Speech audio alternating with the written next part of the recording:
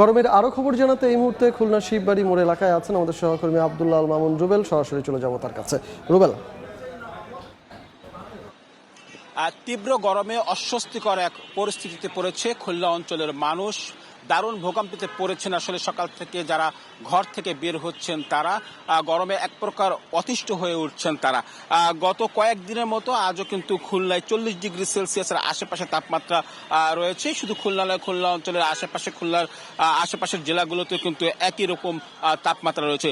আবহাওয়া অফিস থেকে আসলে বলা হচ্ছে এই তাপমাত্রা কিন্তু এখনই কমে যাবে, এমন কোনো সুসংবাদ আসলে দেওয়া হচ্ছে না আমাদেরকে। আমরা যদি একটু আজকে খুলনার তাপমাত্রার কথা আপনাদের জানাই, খুলনায় আজ দুপুর 3টায় 40 ডিগ্রি সেলসিয়াস তাপমাত্রা রেকর্ড করা হয়েছে। খুলনার পার্শ্ববর্তী জেলা যশোরে 40.4 ডিগ্রি সেলসিয়াস তাপমাত্রা রেকর্ড করা হয়েছে এবং চুয়াডাঙ্গা জেলা যেটি কয়েকদিন দেশের সর্বোচ্চ তাপমাত্রা ছিল, সেখানে আজ 39.6 ডিগ্রি তাপমাত্রা রেকর্ড করা হয়েছে। তীব্র এই গরমে সাধারণ মানুষ, একেবারে যারা খেটে খাওয়া মানুষ, তারা কিন্তু আসলে সবচেয়ে বেশি বরাবরের মতো ভোগান্তিতে পড়েছেন।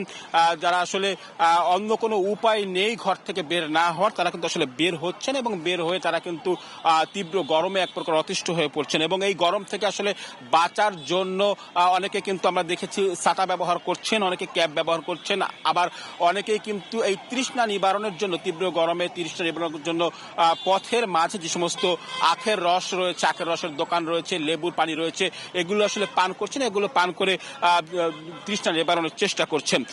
এই তীব্র গরমে কিন্তু হাসপাতালগুলোতেও কিন্তু পরিস্থিতি একটু উদ্বেগজনক হয়ে পড়ছে।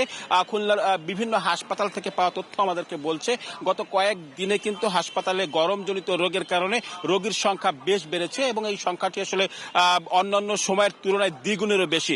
এবং এখানে কিন্তু আমরা বলতে পারি গরমজনিত ডায়রিয়া এবং চর্মরোগে আক্রান্ত হচ্ছেন বেশিরভাগ রোগী। এছাড়া এই তীব্র গরমের প্রভাব কিন্তু আমাদের কৃষি খাতেও পড়েছে, ফসল উৎপাদনও কিন্তু আসলে ব্যাহত হচ্ছে, নানা রকম রোগে আক্রান্ত হচ্ছে ফসলগুলো।